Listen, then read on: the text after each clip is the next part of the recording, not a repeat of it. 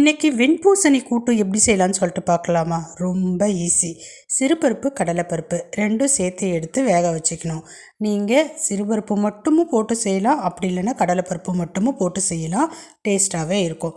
அரை வேக்காடு வெந்த பிறகு கட் பண்ணி வச்சுருக்கிற பூசணிக்காவை சேர்த்துக்கணும். கூடவே உப்பு மஞ்சத்தூள் சேர்த்துக்கங்க. பூசணிக்காய் வேகிறதுக்கு ரொம்ப நேரம் ஆகாது. 3 நிமிஷத்துலேருந்து 5 நிமிஷம் தான் எடுக்கும். அதுவும் மீடியம் ஃப்ளேம்லேயே வச்சு வேக வச்சுக்கோங்க. இப்போ இது வேகிறதுக்குள்ளே ஒரு மிக்ஸி ஜார் எடுத்துக்கோங்க. அதில் தேங்காய், பச்சை மிளகாய், சீரகம் சேர்த்து தண்ணி விடாமல் அரைச்சிக்கங்க. இப்போ பூசணிக்காய் நல்லா வெந்திருக்கும். இப்போ அரைச்ச இந்த தேங்காவை இது கூட சேர்த்துக்கலாம். சேர்த்துட்டு மிக்ஸ் பண்ணிவிடுங்க. மிக்ஸ் பண்ணிவிட்டு மறுபடியும் ஒரு 2 நிமிஷம் சிம்மில் விட்டு எடுத்திங்கன்னா சூப்பரான கூட்டு ரெடி. கடைசியாக தாளிப்பு தான் தரணும். கடுகு, காய்ந்த மிளகாய், கருவேப்பிலை தாளித்து கொட்டினீங்கன்னா ருசியான ஆரோக்கியமான வெண்பூசணி கூட்டு ரெடி ஆகிடுச்சு. மறக்காமல் செஞ்சு பாருங்கள். அப்படியே நம்ம சேனலை சப்ஸ்கிரைப் பண்ணிவிட்டு லைக் பண்ணிவிடுங்க.